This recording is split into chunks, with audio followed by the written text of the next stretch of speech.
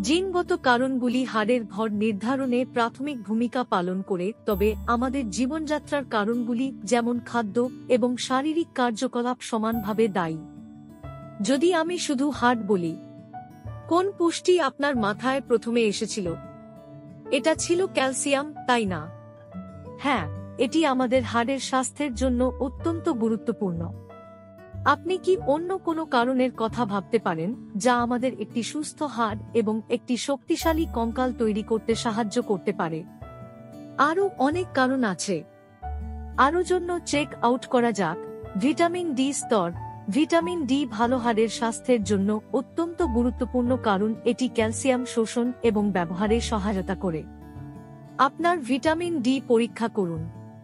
শারীরিক কার্যকলাপ সারা জীবন হাড়ের স্বাস্থ্যের জন্য খুবই গুরুত্বপূর্ণ। এটি হাড়ের ভর বাড়ায় এবং সংরক্ষণ করে এবং পতনের ঝুঁকি কমায়। আজ থেকেই শারীরিক পরিশ্রম শুরু করুন। নিচের বিবরণে শারীরিক কার্যকলাপের ভিডিওগুলির একটি লিঙ্ক খুঁজুন। একটি স্বাস্থ্যকর শরীরের ওজন। স্বাস্থ্যকর শরীরের ওজন বজায় রাখা হাড়ের স্বাস্থ্যের জন্য সারা জীবন গুরুত্বপূর্ণ। ওজন কম হলে হাড় ভেঙে যাওয়ার আশঙ্কা থাকে।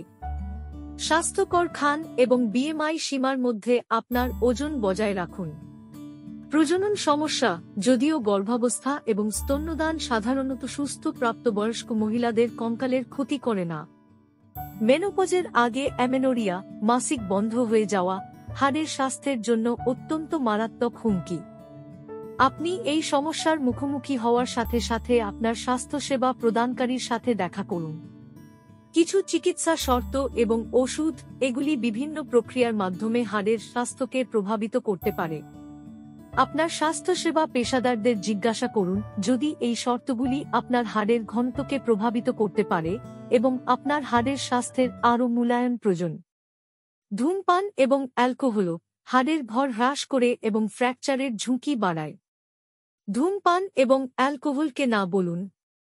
মনে রাখবেন, ক্যালসিয়াম এবং ভিটামিন ডি এর উপর বিশেষ মনোযোগ সহ একটি সুষম খাদ্য এবং শারীরিক কার্যকলাপ হল চাবিকাঠি। সচেতন থাকুন এবং সুস্থ থাকুন।